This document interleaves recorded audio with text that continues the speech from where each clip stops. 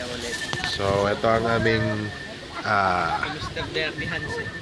aming tent na napakalaki. And then, Big Dome. mag-explain tayo kay CJ yan. Inilawan Big natin. Dome. Kahit Big Dome siya, mahina pa rin siya. Kailangan na maintenance. Kailangan niya ng maintenance. So, ito yung mga unang... Yung mga pegs niya. Di ba? Kaya dapat babantayan yan. Kung hindi, lili pa rin kayo. buong tent. Sama kayo sa loob. Hanggang sa baba. Dapat may muscle ka pag nilakan dito para lumot talaga sa loob. Nakapakan mo siya. Technique. Well said. And then parang diagonal lang siya. Para hindi siya basta lumikong umikot. Yan. The problem is malambot yung lupa. Malambot yung lupa kaya itinatayo So, siya. yan, Dapat tinatangay chinecheck na siya once in a while. Bawat ihip naman, may bintana, sarado pala. Sarado. So, magche-check tayo, hikat lang tayo. Yung mga peg, may peg na naman wala.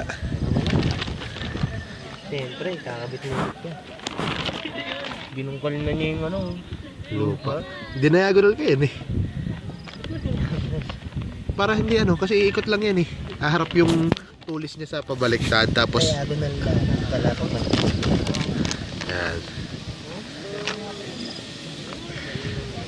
Yan, bigyan mo ng grabe lakas. Hangin.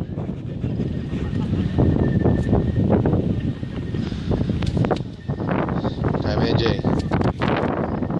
Then, balik ako doon, okay lang? Kasi baka masunog. Sunog yan, niluluto natin. So, ikaw namang video, pre, oh. At umaamoy na.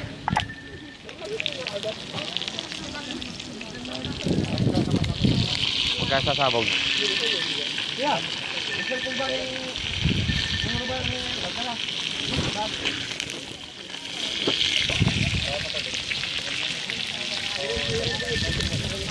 So, yan ang aming dinner. Ouch! Ay, pati yung tab ko may ano, may oil.